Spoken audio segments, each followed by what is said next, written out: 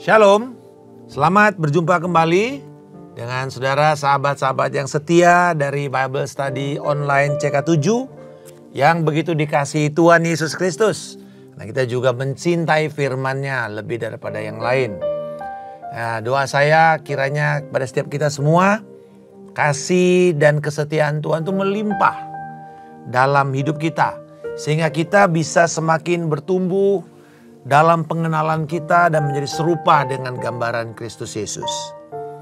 Saya juga mau mengajak kita semua bila program ini sungguh telah sangat menolong, memberkati saudara-saudara sekalian dalam belajar memahami firman Tuhan yang kita baca setiap hari. Mari ajak teman-teman, ajak rekan-rekan, jemaat, mungkin teman-teman di KUL untuk bisa mengikuti dan belajar bersama-sama. Dalam kesempatan mungkin satu kelompok atau bersama-sama secara pribadi tetapi online. Dan saya mengajak kita untuk benar-benar bisa mendiskusikan ini dan kita bertumbuh di dalam kebenaran akan firman Tuhan. Haleluya. Saudara, hari ini di dalam Amsal pasal yang ke-9 kita menerima judulnya undangan hikmat dan undangan kebodohan. Berapa di antara kita yang pernah mendapatkan satu undangan yang bukan biasa, tetapi mungkin undangan yang sangat khusus, VVIP, atau undangan yang satu acara yang kenegaraan atau yang sangat penting. Dan kemudian kita diberikan pilihan, itu ada RSVP biasanya. Apakah kita akan menerima atau kita menolak undangan tersebut? Nah, hal yang sama hari ini kita menerima undangan VVIP. Yaitu undangan dari hikmat yang kekal dari Allah. Atau kita mau menolak itu dan menerima undangan dari kebodohan. Maka nanti bila kita menerima itu, Yesus Kristus sang hikmat kekal akan menjadikan kita sebagai pribadi yang bijak bila kita menerima undangan itu. Atau bila kita menolak, kita akan mendapatkan konsekuensinya. Baik sekarang maupun di dalam kekekalan. Nah, untuk itu saya mau mengajak kita semua. Kita mendedikasikan hidup kita, hati kita kepada Tuhan. Mari kita membangun keintiman kita dengan Tuhan dalam penyembahan kita. Bapa, terima kasih kami hari ini sadar kemurahan-Mu lah yang menjadikan kami besar. Kemurahan-Mu lah Tuhan yang menjadikan kami bisa membangun keintiman dengan Engkau. Oh, mari bersyukur kepada Tuhan pada saat ini. Naikkan syukur-Mu, naikkan penyembahan-Mu.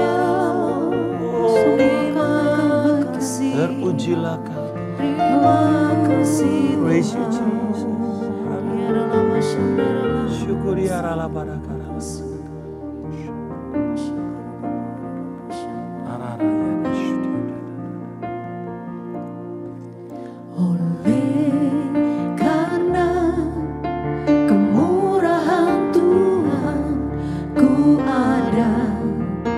Sampai hari ini, oleh karena kebaikan Tuhan, janji-Mu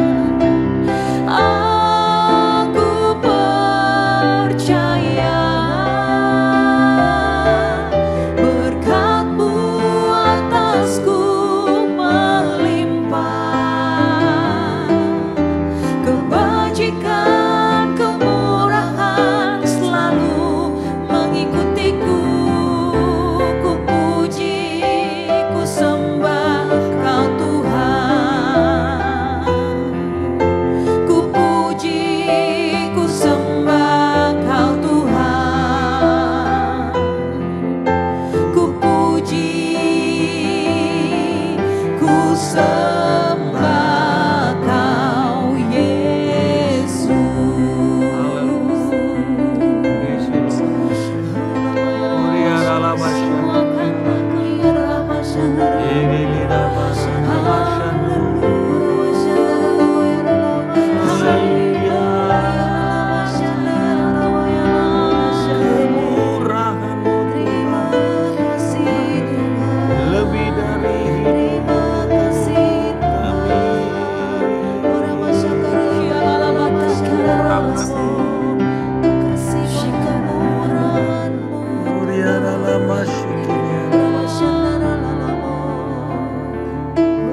Kami memuliakan kemurahan-Mu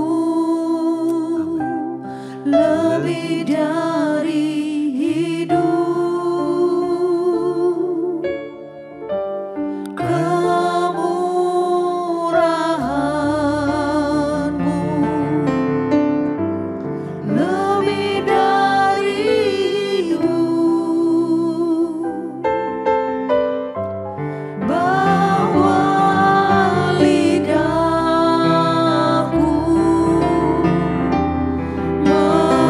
memuji Engkau,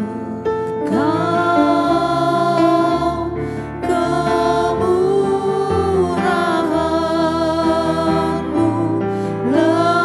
Kemurahan-Mu lebih dari hidup.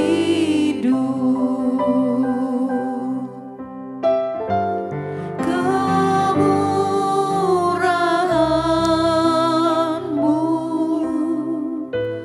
lebih dari hidup.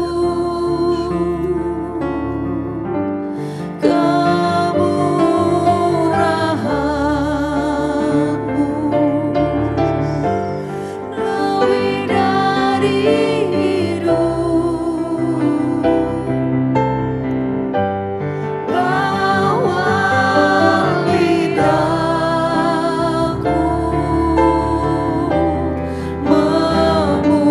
memuji Engkau, kemurahan-Mu lebih dari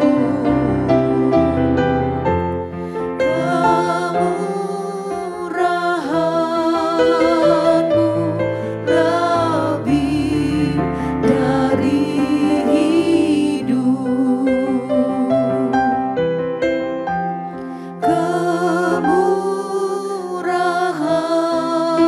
Kemurahan-Mu lebih dari hidup. Oh, haleluya. Pujilah Engkau Tuhan yang sangat bermurah hati kepada kami. Murahan-Mu itu yang membawa kami kepada penebusan. Terima kasih Yesus yang telah menjadi manifestasi kemurahan Tuhan dalam hidup kami. Biarlah kiranya Roh Kudus menuntun kami memahami kebenaran firman-Mu dan memilih Kristus dan hidup yang kekal. Dalam nama Yesus kami berdoa. Amin. Saudara-saudara sekalian, sejauh ini dari Amsal 1 sampai 9 yang akan kita pelajari pada hari ini, kita sudah melihat adanya dua oknum. Itu wanita yang saling bersaing untuk merebut hati manusia. Yang satu wanita sundal, wanita jalang yang bodoh atau wanita kebodohan. Yang kedua wanita bijak, wanita yang berhikmat, yaitu hikmat Allah sendiri. Nah, Amsal 9 ini menjadi puncaknya, di mana kemudian setelah mereka terus menyampaikan, merayu, dan akhirnya saat ini si perempuan jalang yang menamakan dirinya wanita bodoh atau kebodohan itu memberikan juga tantangan. Sama seperti wanita bijak itu juga memberikan tantangan, memberikan undangan untuk kemudian diputuskan oleh para pendengarnya. Siapa yang akan kamu cintai? Siapa yang nanti Anda nikahi? Karena pilihan ini menentukan hidup dan matimu, keberlangsunganmu sekarang di dunia dan sampai kepada kekekalan. Karena hikmat itu adalah Yesus Kristus, maka apa rival atau saingan Yesus? Tentu kalau di sini hikmat itu saingannya perempuan sundal atau bodoh, maka Yesus saingannya adalah setan dan para berhala. Jadi saudara-saudara, bila kita memilih Kristus, maka kita harus memutuskan untuk berkomitmen, mengikatkan perjanjian kita dengan Dia. Kita menundukkan diri, membangun keintiman, relasi kecintaan kita kepada Kristus setiap hari. Dan kita akan menjadi bijaksana.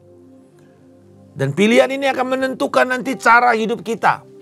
Amsal 10 sampai dengan 31 ini akan menggambarkan nanti semua pengajaran-pengajaran yang diberikan di dalam pasal 10 sampai 31 itu semua ditentukan dari pilihan kita dari pasal 1 sampai 9. Jadi pasal 1 sampai 9 ini seperti sebuah undangan yang kemudian putuskan. Kalau kamu memilih hikmat, maka pengajaran yang diberikan ini nanti akan yang kamu pilih adalah yang berhikmat. Karena nanti dalam pasal 10 sampai 31 itu ada perbandingan antara hikmat dan kebebalan atau kebodohan. Selalu begitu terus nanti. Jadi karena kamu sudah putuskan, kalau kamu pilih hikmat ya pilihlah gaya hidup yang mencerminkan hikmat itu. Nah, ada 3 dari undangan itu, 3 hal dari undangan yang disodorkan kepada kita.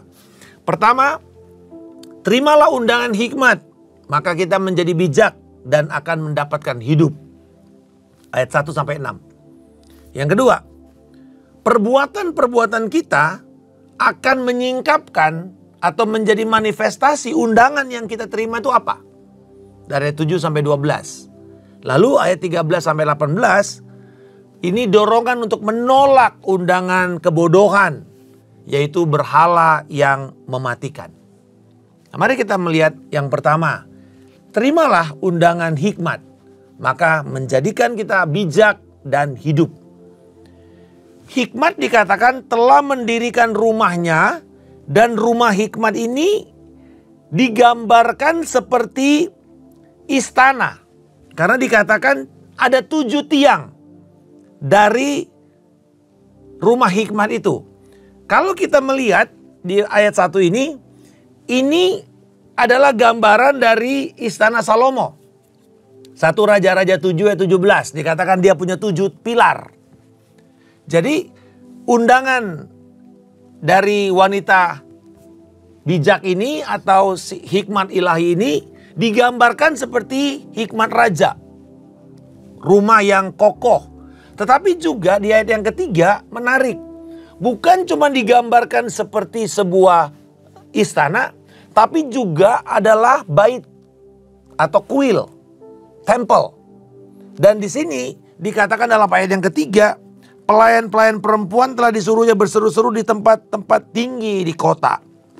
Saudara-saudara, pada masa perjanjian lama, itu bait suci itu selalu ada di puncak paling tinggi di kota itu. Makanya bait suci kan didirikan di bukit. Sementara kuil-kuil juga dibangun di tempat-tempat tinggi. Makanya di dalam perjanjian lama ada istilah bukit-bukit pengorbanan, high places. Jadi antara temple, bait suci atau sinagoga dengan kuil yang penyembahan berhala itu biasanya juga nggak jauh atau tetanggaan. Dan ini juga ternyata dibuktikan dari penemuan arkeologi yang ada di daerah Iran atau di daerah Turki, di mana ada beberapa sinagoga itu persis berdampingan dengan kuil penyembahan berhala. Dan ini kita dapat gambaran juga dalam Korintus, di mana tempat ibadah orang Kristen gak berapa jauh dari situ ada tempat ibadah kuil penyembahan berhala di mana ada imam-imamnya itu para perempuan-perempuan binal, perempuan-perempuan sundal.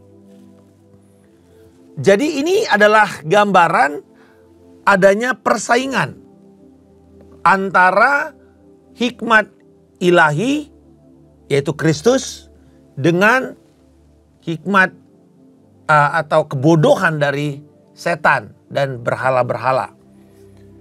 Dan kita akan melihat di sini ini adalah kombinasi dari hikmat ajaran Salomo tetapi juga dari kebijaksanaan Allah sendiri. Undangan hikmat mengajak pendengarnya untuk ikut dalam perjamuan makan. Makanan yang dihidangkan seperti layaknya kalau kita lihat di sini gambarannya seperti sebuah gambaran perjamuan pernikahan. Nah, ini mengingatkan kita dalam Matius 22 dan Lukas 14 tentang perjamuan kawin kerajaan Allah. Ada undangan. Dan undangan itu disebar. Dan kita bisa melihat ada orang yang menolak undangan itu, ada orang yang menerima undangan itu. Dan semua harus berpakaian seturut dengan undangan itu. Tuntutan dari si pengundang. Itu sebabnya nanti kita lihat. Kalau kita menerima undangan hikmat, maka hidup kita harus diselaraskan. Pakaian perbuatan kita harus diselaraskan dengan keputusan kita terhadap undangan hikmat. Tetapi hikmat itu tidak hanya sekedar menawarkan makanan dan minuman sebagaimana Yesus juga mencukupkan kita dengan kebutuhan makanan minuman sehari-hari yang fisik. Tapi hikmat juga menawarkan kehidupan. Seperti layaknya Kristus di dalam Yohanes 16 menawarkan dirinya sebagai mana yang turun dari sorga. Roti kehidupan. Artinya, bagi setiap orang yang mau menerima undangan hikmat, keputusannya adalah buanglah segala kebodohanmu. Ayat yang ke-6. Buanglah kebodohan, maka kamu akan hidup. Ikutlah jalan pengertian. Jadi saudara-saudara, bagaimana kita merespon undangan hikmat? Bertobat, berbalik dari jalan-jalanmu yang berdosa dan jahat. Tanggalkan kehidupan lamamu dan berjalanlah menghadap Allah. Putuskan untuk engkau meninggalkan hidup masa lalumu. Meninggalkan dosa-dosa yang mengikat engkau. Kebodohan-kebodohan, penyembahan-penyembahan berhala. Segala yang kita berhalakan, yang kita utamakan, yang kita jadikan sebagai tujuan hidup selain daripada Kristus, tinggalkan itu. Tidak layak untuk kita pertahankan. Yang kedua, bahwa perbuatan kita sehari-hari menyingkapkan, menjadi pantulan, refleksi dari undangan, jenis undangan yang kita terima. Apakah kita menerima undangan hikmat atau undangan kebodohan? Dari ayat 7 sampai 12, kita melihat bagian ini sebenarnya sedang mempersiapkan setiap orang untuk memutuskan. Kalau mereka menerima hikmat, maka inilah cara hidup yang harus mereka jalankan. Siapa mendidik orang pencemooh mendatangkan cemooh. Jadi siapa yang mendidik orang-orang yang tadi menolak hikmat, artinya yang hidupnya sesuai dengan kebodohan. Bahkan siapa menegur orang fasik mendapat cela.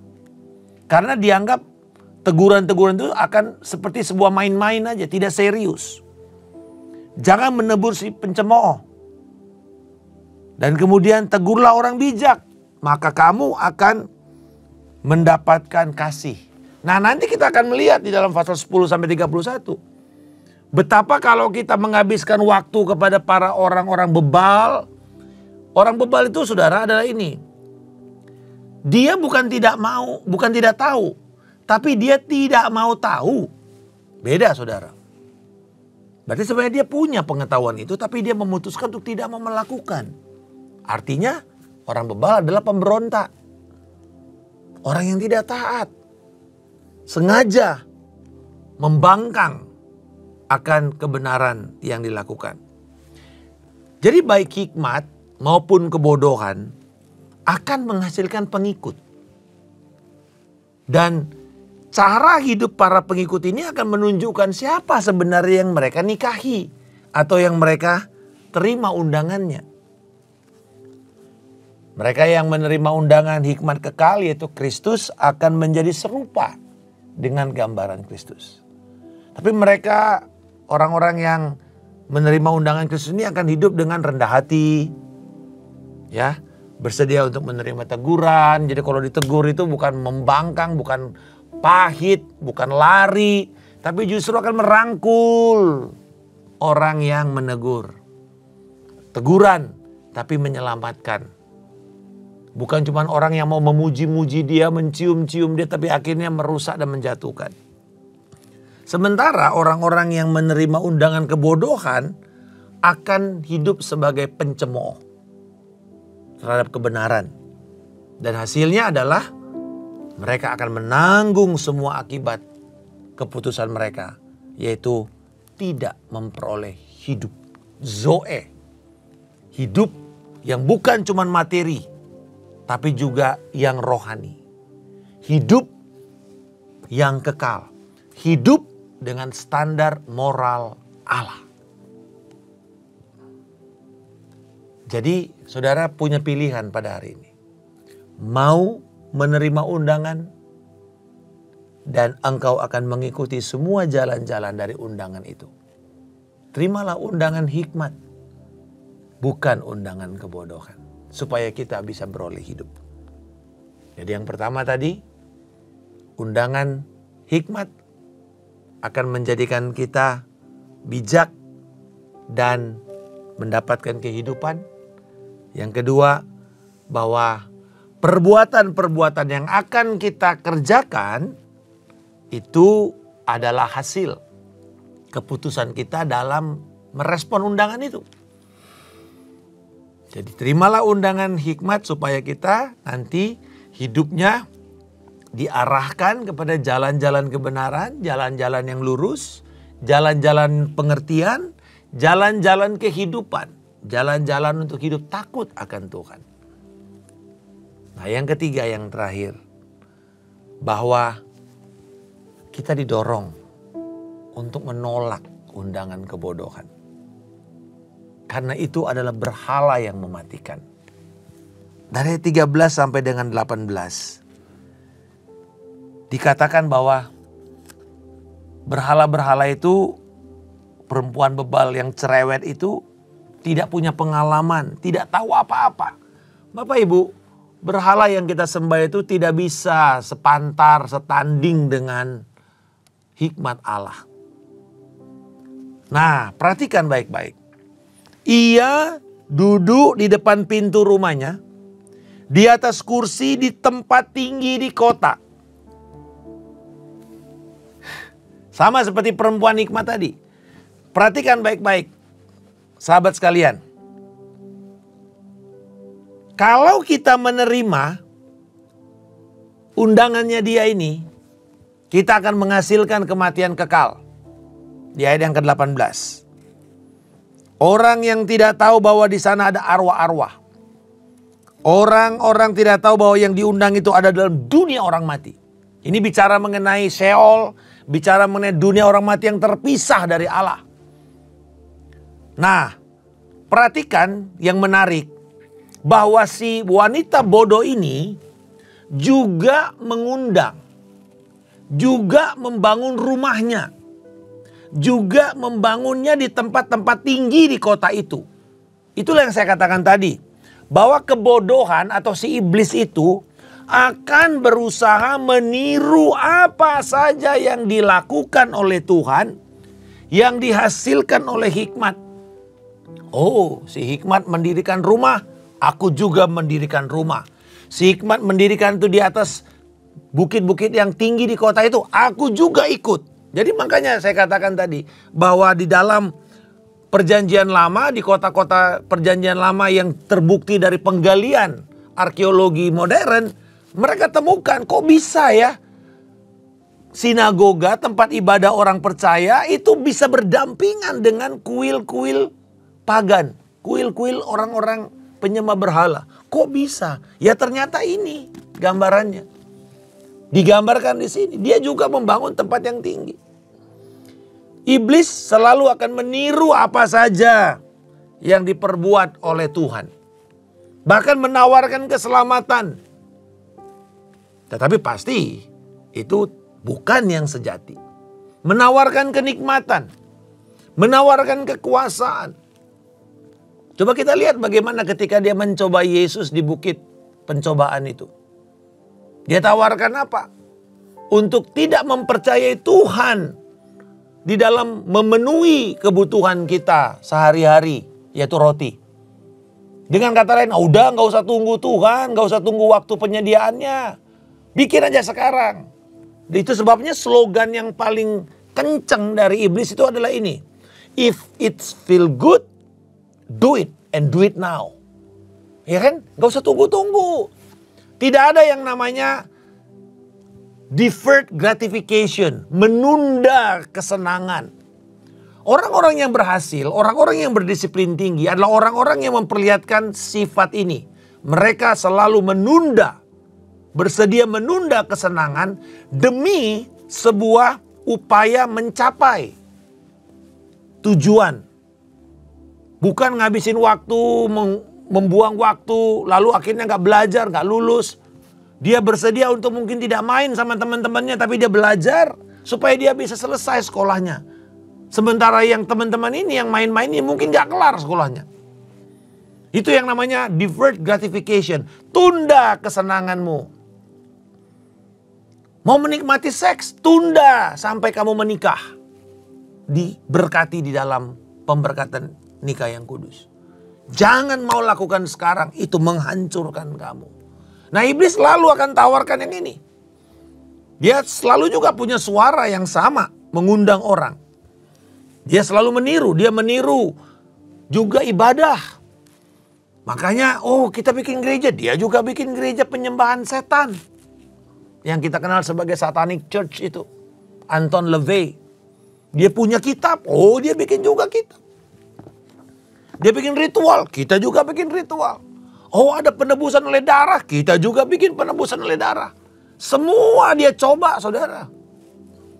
Jadi ibarat di dalam Yesaya 14 itu dia selalu ada mengelilingi Tuhan terus. Apa yang Tuhan bikin dia buat juga. Karunia-karunia rohani. Mujizat, dia bikin juga mujizat. Sepertinya, kok orang ini sembuh juga dengan pengobatan alternatif. Tapi sebenarnya buat perjanjian dengan berhala. Membuat mereka terikat makin dalam. Mereka mencoba meniru karunia berbahasa lidah. Dengan bentuk mantra-mantra itu. Rapalan-rapalan itu. Itu sebenarnya sama. Mereka berusaha untuk meniru apa saja yang Tuhan ciptakan. Tapi mereka tidak bisa menciptakan. Itu perbedaannya antara Tuhan dengan setan. Kata setan itu artinya musuh abadi. The adversaries. Satan, hasatan, the adversaries. Musuh itu. Nah, saudara-saudara, sifat setan yang berusaha untuk menyaingi, meniru. Itu seperti kalau dia itu seperti bulan ya. Dan mengelilingi bumi gitu.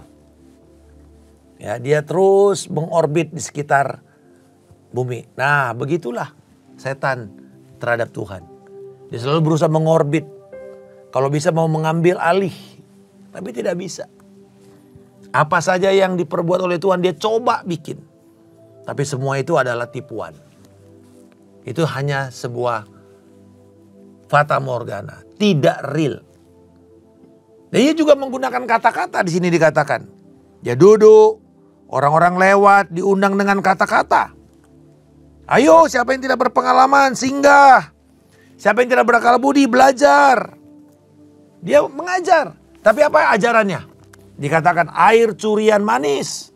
Roti yang dimakan sembunyi-sembunyi lezat. Itu ajarannya. Udah korupsi aja. Gak apa-apa kok markup. Gak usah jujur-jujuran begitulah. Gak ketahuan juga, alah nambah 1.000.000 semeter kalau misalnya dia suruh dipercayakan beli tanah gitu. Alah dia juga udah kaya kok. Gue juga ngambil segini juga dia gak ketahuan. Roti curian. Semua yang dilakukan sembunyi-sembunyi.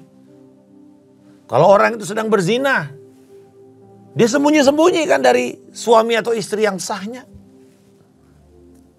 Tapi sekarang lebih nekat lagi, udah terbuka terang-terangan.